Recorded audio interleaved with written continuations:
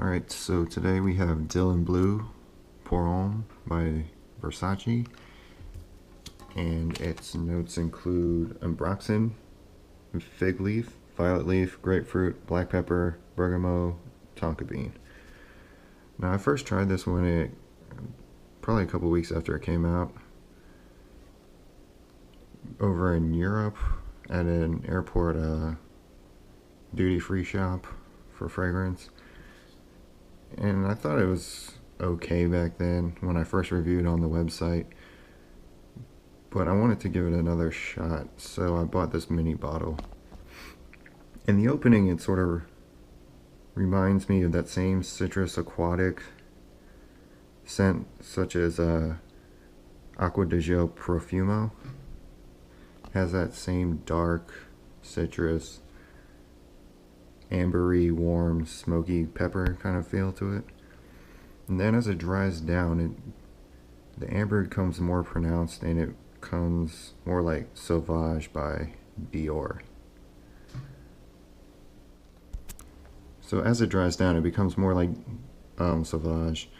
It really is sort of an amalgamation of different scents between Acqua di Gio Profumo, Sauvage, maybe Blu de Chanel, and a couple other scents. It feels familiar yet sort of unique on its own, but it is just like throwing every kind of popular scent out there into one cologne.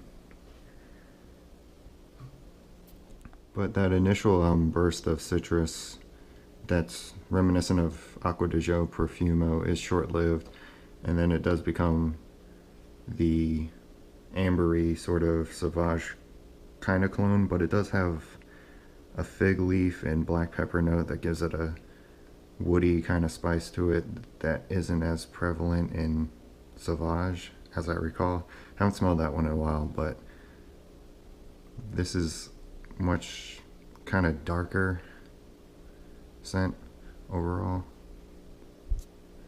And one thing about Versace that I don't really like is a lot of fragrances have a really synthetic kind of chemical smell, and this one's no exception in my opinion. I mean, it's not terrible, but it just doesn't always feel natural as a lot of other clones will. Projection wise, Blue it starts out fairly strong, but for me it kind of fades pretty quickly into something towards the lighter to moderate end of the spectrum. I mean, it's never weak or terrible, but it does fade a lot from how it starts out. Longevity wise, I usually get 6 or 7 hours out of it. It's not a beast, but again, it's decent. This is best for, I mean, it could be year-round. Summers, okay. It does have that citrus feel to it, perhaps a bit warm, a bit too much amber, but I think it'll work pretty well in the heat. I would prefer it spring, maybe fall, and I would go a different direction in the winter.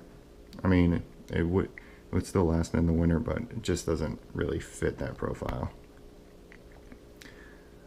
It is a good casual cologne, date night cologne, or even just for going out to the club. It has that vibe to it, the younger, under 25-year-old sort of scent, which is probably the best thing about this cologne, is its versatility. It's so familiar that it's not really going to be offensive. It's going to work in many different occasions. Overall, I don't have a use for this, so I wouldn't buy a full bottle of this, but I can understand why a lot of guys would. I mean, it's decent price range, and it, again, is so much like all the other colognes, like Sauvage and Profumo, Acqua di Gio, or Blu de Chanel as well, that it's going to have a lot of fans, and it is so versatile and can be worn and gives decent enough performance that a lot of guys will enjoy this. It does smell good, but again, it is very familiar and very like a lot of other things out there on the market.